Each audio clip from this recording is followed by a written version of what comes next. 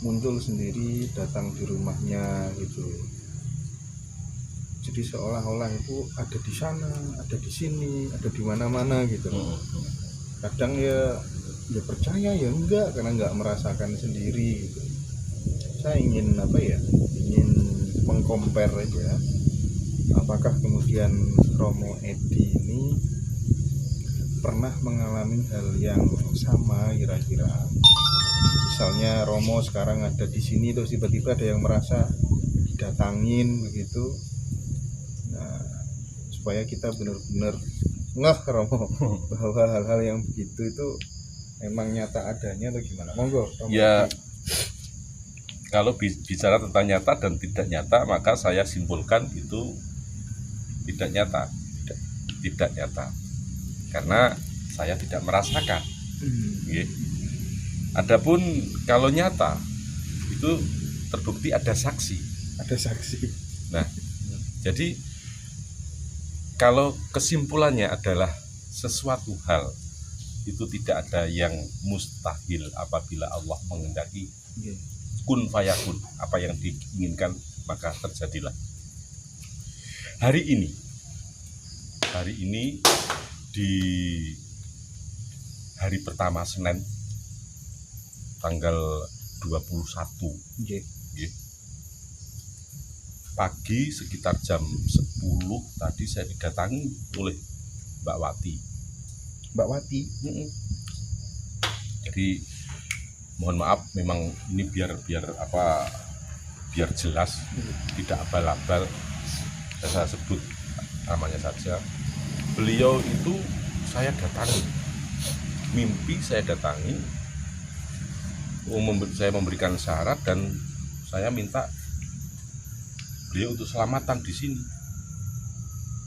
Aduh, aku ra njaluk ngono kuwi no. Tapi terus pundi Pak ngeten iki, ya wis ngene wae, mergo kuwi wis kewetu ben ora dadi kelilitmu ya wujudono. Jadi tadi di sini terjadi bancaan itu atau selamatan. Ya intinya mohon keselamatan dan kelanggengan, kelancaran rezeki untuk yang bersangkutan. Sedangkan saya kemarin sehari penuh di gedung Islamic Center Bojonegoro. Terus malamnya saya di tetangga yang punya hajatan kitangan. Ya gak mungkin tuh aku dolan merono. Itu yang baru terjadi, sing isi anget mulai tak cerita. Adapun yang terdahulu sering terjadi. Ada ibu-ibu sepuh ya menderita penyakit stroke ringan. Itu saksi Romo ya? Iya, saksi ada, orangnya ada. Dan alhamdulillah hingga sampai saat ini ibu tersebut masih sehat, masih bisa bersaksi. Itu saya datang ke rumahnya beliau malam-malam. Bukan mimpi itu. Dia tidak mimpi, wong dia tidak tidur. Saya memijit katanya. Nah, karena memang saya dengan si ibu tersebut sudah saling kenal. Cuman ibu itu kok ya gak curiga kalau saya tuh masuknya dari mana. Anaknya di situ. Iya. Jadi kok tiba-tiba saya ada di dalam kamarnya dan saya memijit dan ibu itu mau saja saya pijit. Walhasil setelah saya pijit, dia tidak tahu pergi saya. Saat saya pijit itu katanya beliau itu tertidur sehingga tidak tahu kepergian saya. Besoknya dia bisa jalan normal kembali, bisa naik sepeda motor. Nah, padahal pada waktu itu saya berada di Tulungagung di rumah mertua saya. Itu. Ini nyata. Iya. Terus yang ada lagi tapi meninggal, ini namanya Bu Manah. di mana orang pojok Tulungagung. Jadi ini masih kerabat saya. Jadi pada saat itu dia sakit di rumah sakit, berada di rumah sakit umum. Saya datang menjenguk layaknya para pembesuk pasien yang lain-lainnya itu. Saya juga membawa sesuatu, katanya saya membawa pepaya kecil, pepayanya, dan saya menyuruhnya untuk memakannya. Ya dia makan. Besoknya dapat surat dokter pulang. Lah, si Yumanah itu akhirnya kesini dengan putranya, dengan suaminya. Dan suaminya marah-marah kepada saya. Wong wis niliki mbok lekmu kok kowe ora mampir pisan kok apik. Aku kira niki ya matur nuwun kowe gelem niliki mbok lekmu. Saya terima kasih kamu sudah mau menjenguk bibikmu. Katanya begitu. Tapi mbok yo gitu tuh mampir. Loh, padahal saya nggak ke Tulungagung sama sekali, wong pada masa itu rame-rame rame-ramenya gawe kok, gitu. Jadi saya juga heran hal-hal semacam itu ada. Lantas dari mana? Wallahu a'lam bishawab. Hanya Allah yang tahu. Jika saya diminta untuk membuktikan, jujur saya tidak bisa membuktikan. Tapi jika menginginkan saksi di urip kabeh, itu hanya sebagian, Mas. Dan masih banyak lagi cerita-cerita yang unik seperti itu. Aneh ya, Romo. Oke, selanjutnya kita masuk ke topik kita kali ini, Romo. Tentang metu manten mati. Yang metu mantennya tadi udah diwedar, tinggal matinya, sekaligus sangkan paraning menungso. Nah, monggo Romo Edi kali sinambi ngopi rokok-rokokan.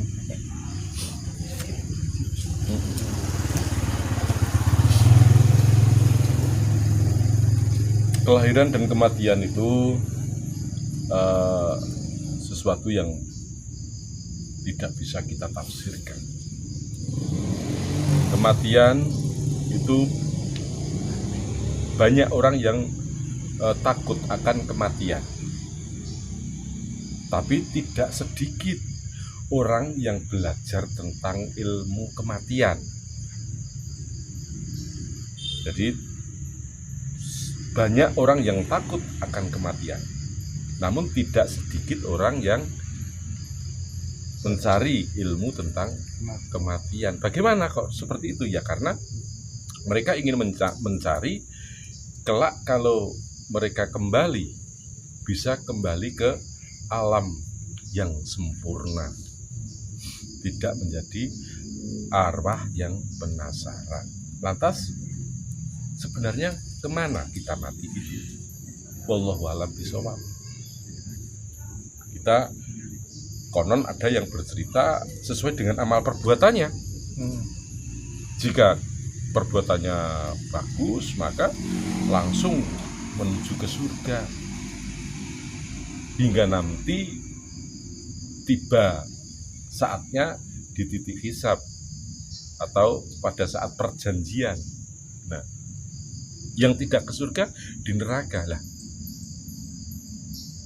Kita juga tidak tahu. Kecuali ada yang bangun, salah satu bangun dan bercerita gitu loh, Maya. Nah, dan itu impossible. Karena rata-rata orang yang meninggal itu kerasa tidak akan bangun. Jadi begini, kematian itu misteri. Jadi kembali ke pribadi saya juga pernah mengikuti salah satu paguyuban Murtitomo Waskito Tunggal. Murtitomo Waskito Tunggal itu mengajarkan tentang sangkan paraning dumadi asal mulane manungsa hingga lahir. Seperti saya ceritakan tentang Eko Kamandanu dan seterusnya tadi. Nah, lantas kita juga belajar tentang bagaimana untuk mengetahui ciri-ciri orang yang akan meninggal.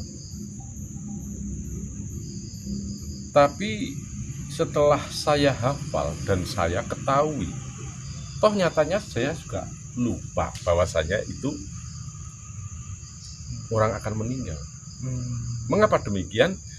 Istri saya sendiri yang saya kumpul satu rumah memang banyak perubahan ngomongnya, malih seperti pada masa-masa mudanya gitu, penuh kemanjaan. Jadi Sebentar bukan Romo, terkait dengan istri yang meninggal, apakah benar bahwa saat meninggalnya ibu itu panjenengan tiap malam mendampingi di makamnya, tidur di sebelahnya? Betul apa enggak, Romo? Ya, saya sepeninggal almarhumah itu selama 40 hari saya tungguin.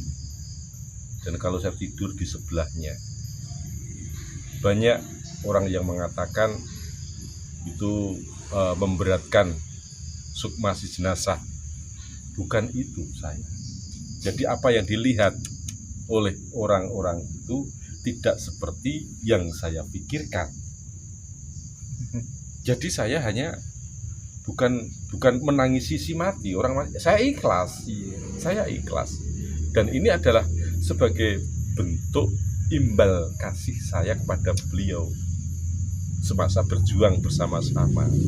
Dan ketika sudah akan menikmati indahnya berumah tangga, tiba-tiba meninggalkan dunia yang fana. Semoga langgeng di sana. Ada pertanyaan, Romo, sebelum nanti ujangannya dilanjutkan. Caranya supaya badan itu berenergi, berpahala, bersawab full banyak, gimana, Romo? Jadi untuk badan bisa berenergi, ini upayakan untuk membangkitkan wadidang, adebul dan bi, atau ini apa jenenge iki kok sing di